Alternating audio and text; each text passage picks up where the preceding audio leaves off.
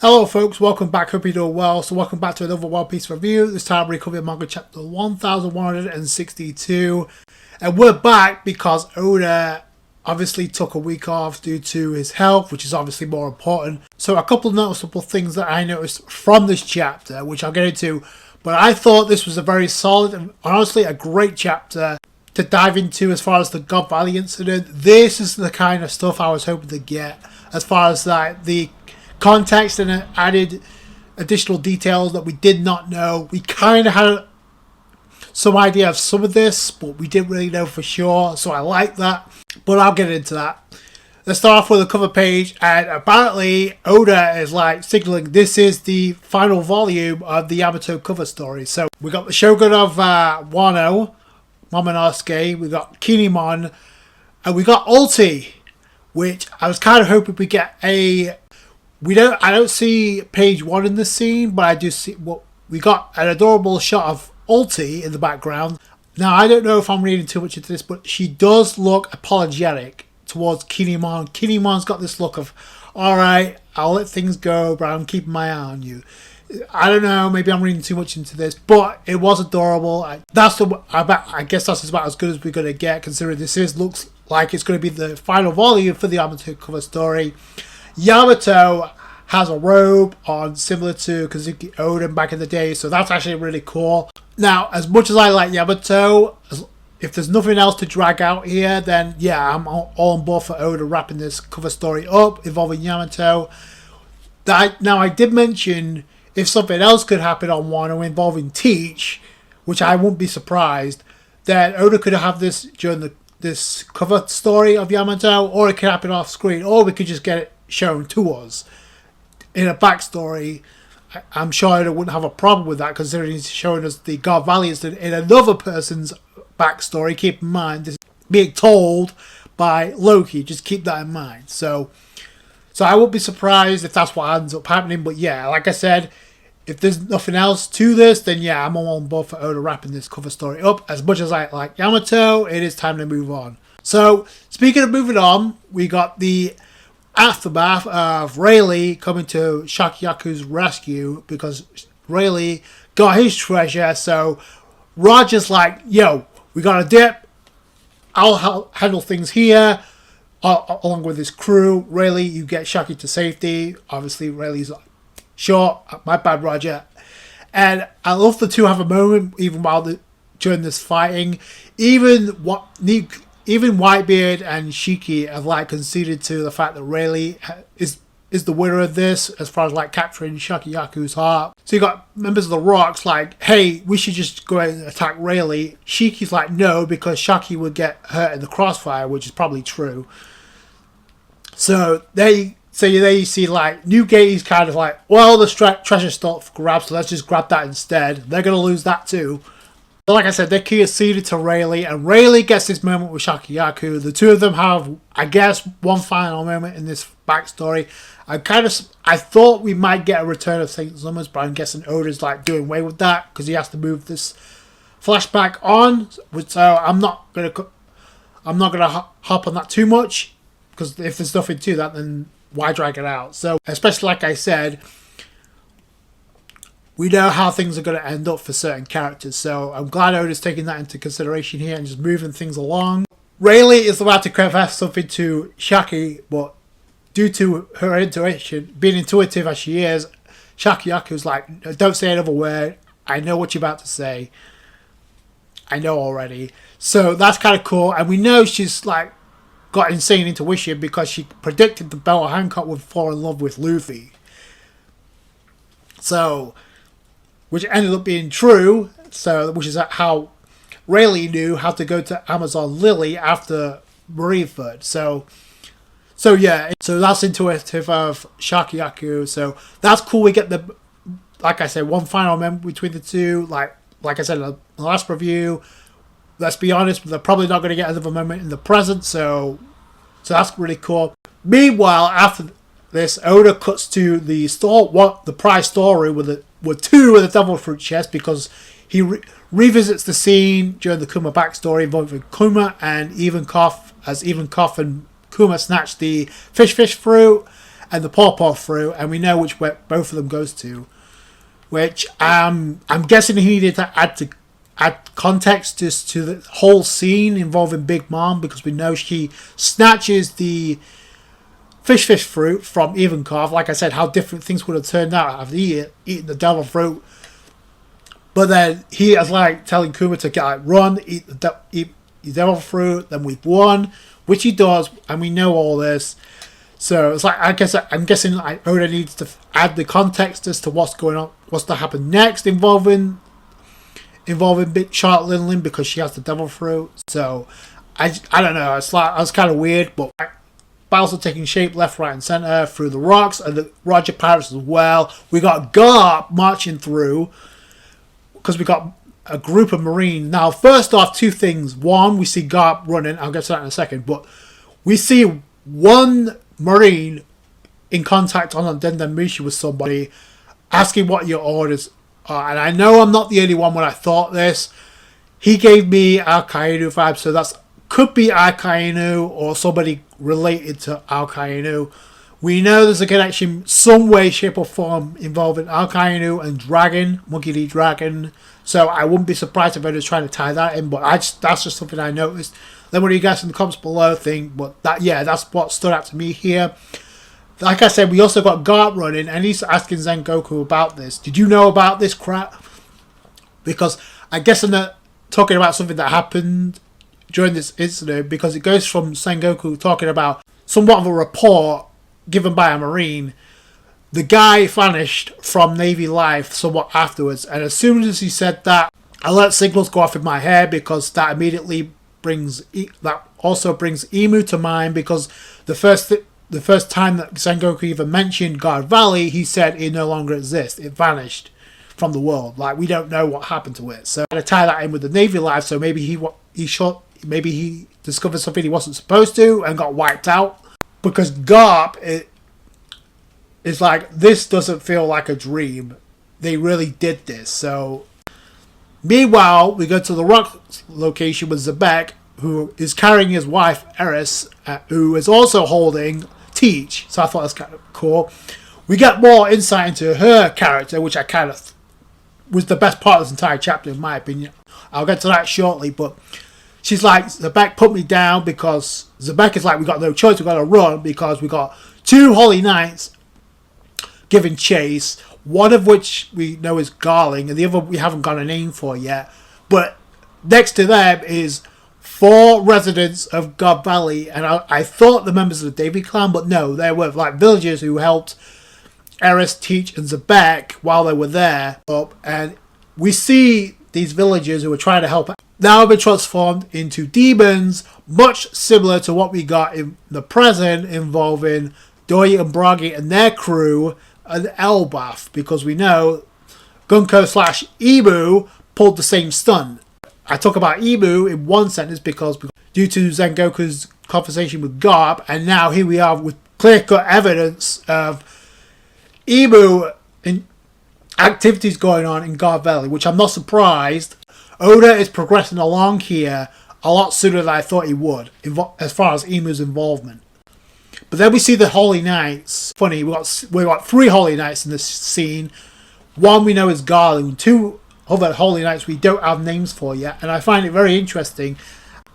Outside of Gunko, St. Garling Figureland, and St. Summers are the only noticeable characters that we knew coming into this God Valley incident. Only St. Mafi, who got introduced to in the previous chapter, is the only Holy Knight we got introduced to outside of those initial three. But we don't have names for anybody else, which kind of gets me wonder if these Holy Knights either survived or they got replaced. We know Garling ends up becoming the commander of the Holy Knights down the line. Speaking of which, I find it funny and somewhat satisfying that Garling was the only one noticeable that was healing himself up. I didn't see any too much damage on the other 2 Holy Knights. Then again, we only saw the head of one of the small Holy Knights. We saw Garling clearly reattaching his skull since it was split by Xebec's attack, and it's confirmed as much because Garling says, wow, it's going to take a while to regenerate from his attack, from his sword slashes. So Xebec did damage, and it's obviously taking time for him to regenerate, so clearly they're immortal here, which is why Xebec is trying to get his wife and his child to safety. Eris is like, Xebec, let me go. Are you trying to fight them one-handed? Because obviously he's trying to rescue his wife and obviously protect his child. But Eris is thinking about how to like help out Xebec by not holding him back. Clearly, because obviously now we kind of like to see Xebec actually fight them one-handed. I think that'd be kind of broken, considering we do know he's broken. We're getting more of a character insight from Eris. But Xebec is trying to explain, like, no, you don't get it, because if we get caught, anybody with a Davy in their name is going to be subjected to a life of suffering. It'll be hell. So, and I thought that was kind of weird. So they'll be suffering and not killed, not wiped out. So keep that in your mind, because I'm going to circle back to that by the end. Because there's a lot of like question marks as far as this chapter is concerned, as far as like what's going to be the status of this trio in general. But then this is where Eris confirms that the 4 villagers that we see from God Valley did get transformed, because we see 2 of them that was shown. One of them was like, 2 of them were helping them out, because Eris goes on to say everybody was also so nice to me, despite the fact I was a pirate. So that was giving us confirmation there is a parallel of what's going on, what happened in God Valley and what's happening in Elbaf currently.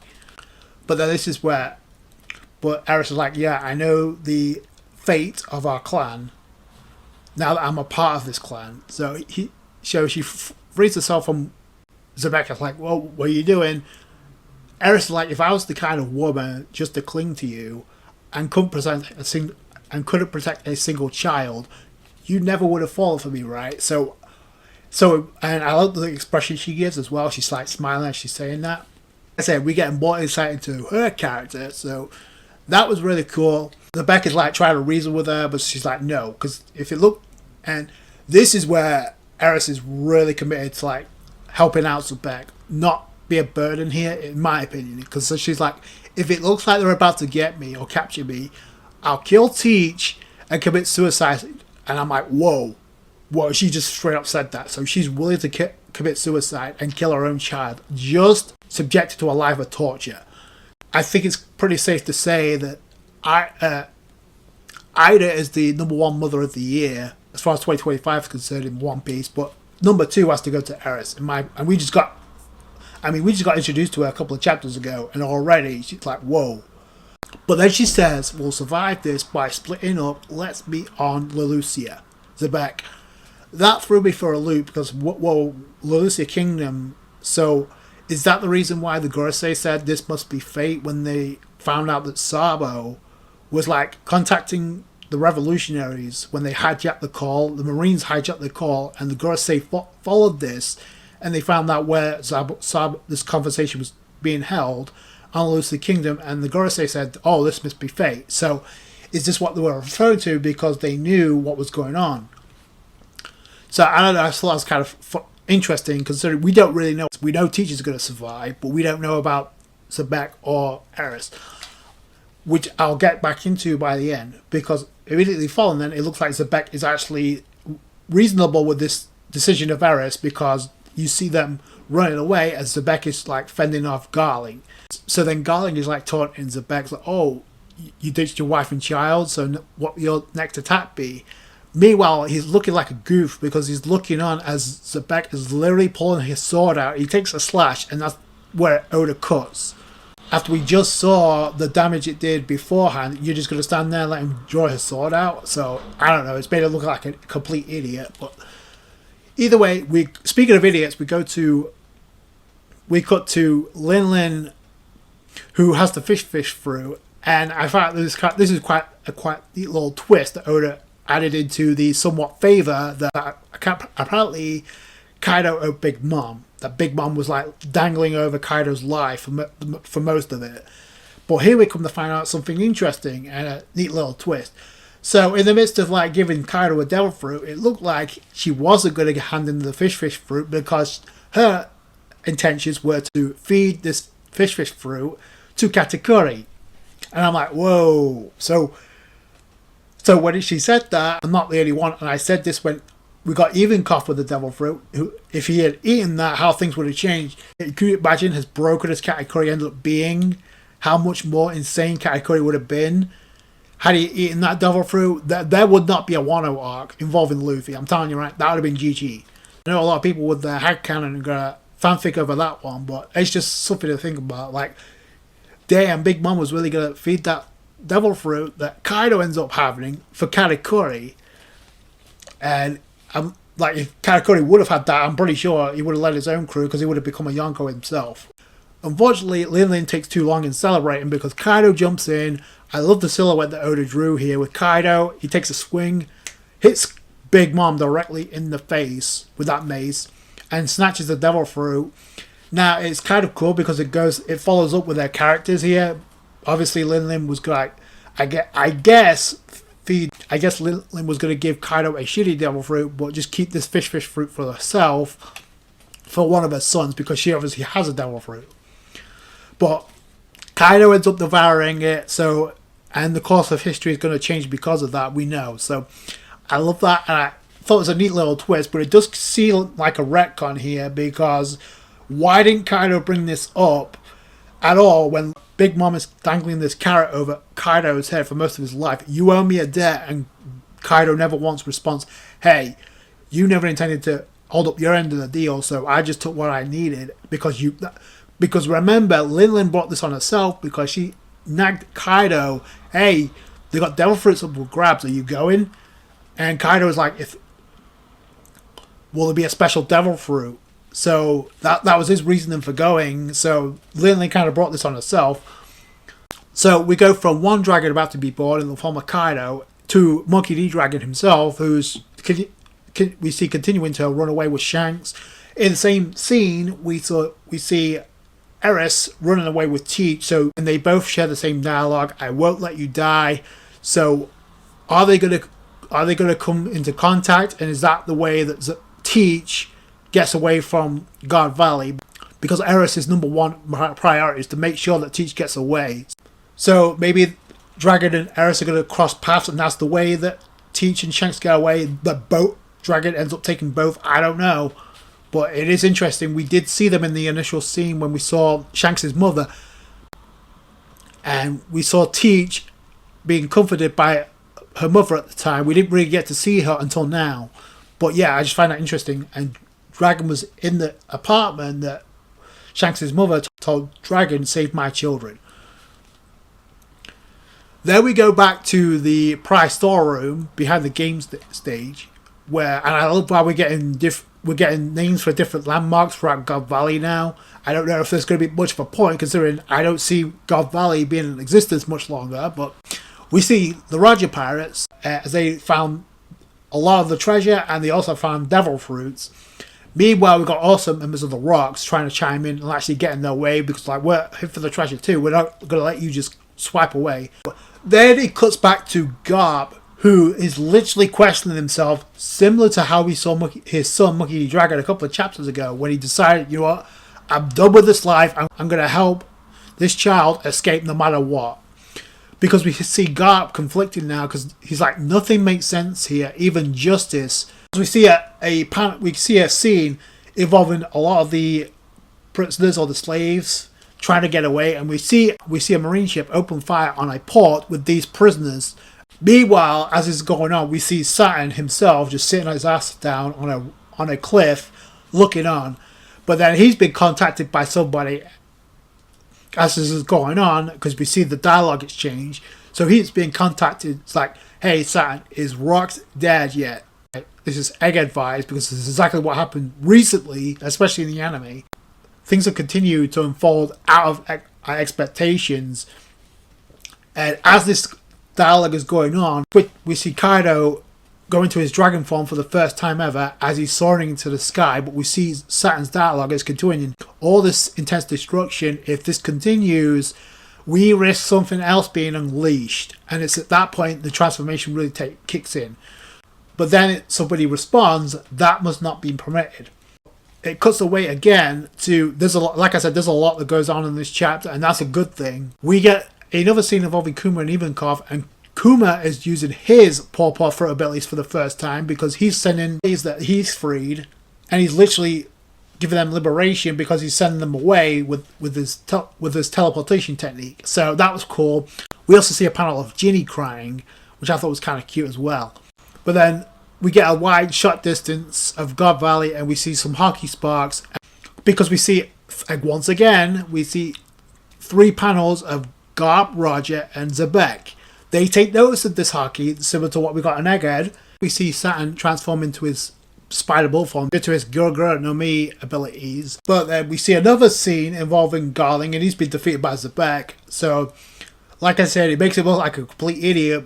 He's the only one noticeable of the Holy Knights that's been defeated. Like, unless I'm not even being like sarcastic. So if you guys know, if you can guys see anything different, like any other Holy Knights that stand out, like to me it looks like Garling is the only one that stands out here who's been defeated by Xebec.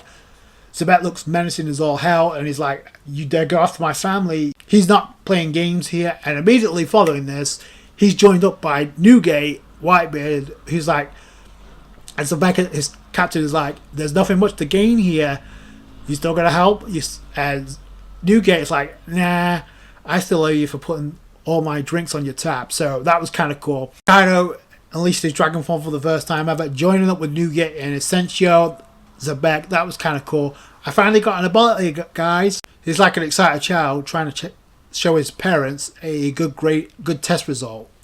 Newgate is like, yeah, that's great, but mind if I ask you about what the hell's going on here? What are we up against? And immediately following this is where things really pick up as far as progression concerned, because we get Garp, who's like questioning, maybe this is a dream, what's going on with this island? We got Roger, who's like, it's been one adventurous twist after another today.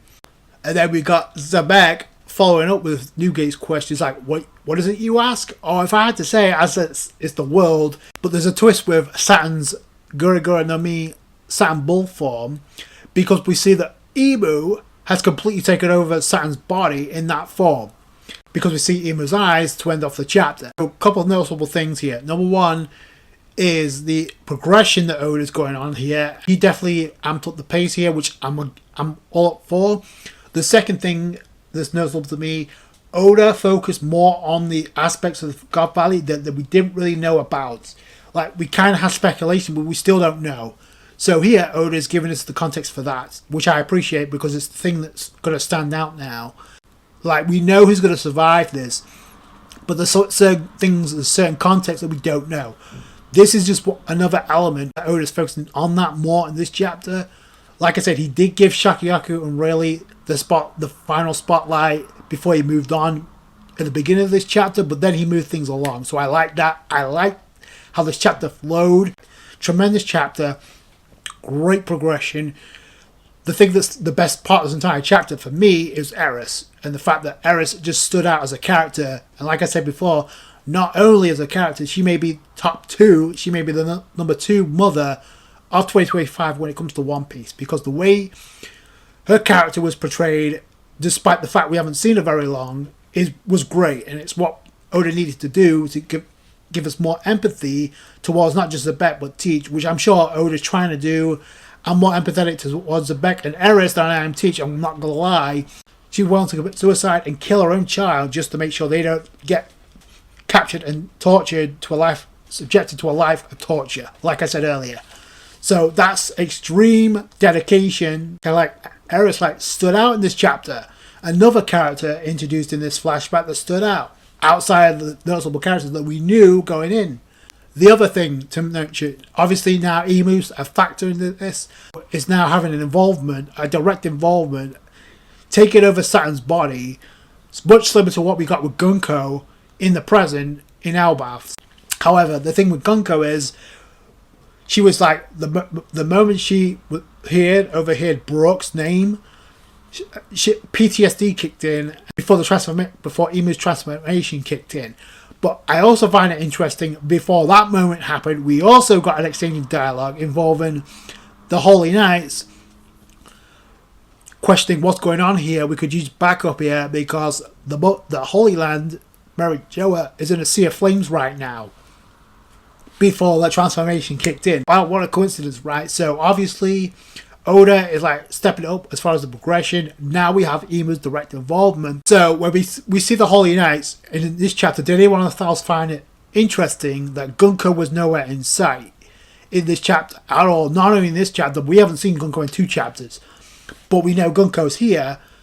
But we know Gunko has the ability to summon Holy Knights with the magic circle, with the magic ritual summoning. They're able to use a spell book to take certain people over, to manipulate certain people and transform them into demons. We saw that with the giants from Elbaf and the form of Dorian Brogy and their crew. We're seeing it in the past at God Valley, where Oda's like blending elements from the present into the past with his flashback. Yeah, like how do we get from Roger and Gart facing off to them teaming up to take on Rock D. Xebec? A lot of people seem to think that Xebec is going to be taken over here. That could be the case, but the biggest takeaway for me as far as like this chapter is the fact that Eris told Xebec we'll split up and meet again on Lulusia Kingdom. Why would Oda have Eris say that if Eris is going to be captured or killed? Like, I don't think they're going to be killed off here because Teach survives. And I said this, we don't really know what's going to happen with Eris. Even with their introduction, when we got a face reveal, we didn't really know what was going to happen. We still don't know.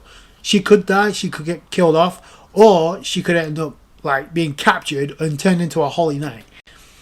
Just the fact that she said Lulusia Kingdom, where we know what takes place after this, is kind of interesting to me. So that's the other thing that stands out as far as Eris is concerned. But now we got Imu's direct involvement here, and now things are really going to turn upside down for Xebec, because we just don't know if he's going to be killed off or something else is going to happen. Can't wait to see how Garp and Roger face this, because whether or not this, because I find it very interesting when Imu shows up, we get the power of the 3. So I don't know. I thought that was kind of, is that Oda hinted at something? Is Oda also hinting at the fact we may see Eris again in the present because of the dialogue she gives to Xebec? Like, we'll meet again on the Lucia Kingdom. That's kind of like pretty direct considering the situation here. With the progression, Oda clearly is not trying to linger too long here. He's trying to wrap this up, I'm sure, because he obviously, like I said, it's not just the God Valley incident portion of this flashback he's got to wrap up. It's King Harold's story too. Let me know what you guys think in the comments below. There's a lot to take from this chapter. There's a great deal, but this is a great chapter all in all. That's going to do it for you guys. Thank you so much for watching. Like this video, like this review. Subscribe channel for One Piece. I appreciate all your support. I'll catch you guys later. Take it easy, guys. Bye.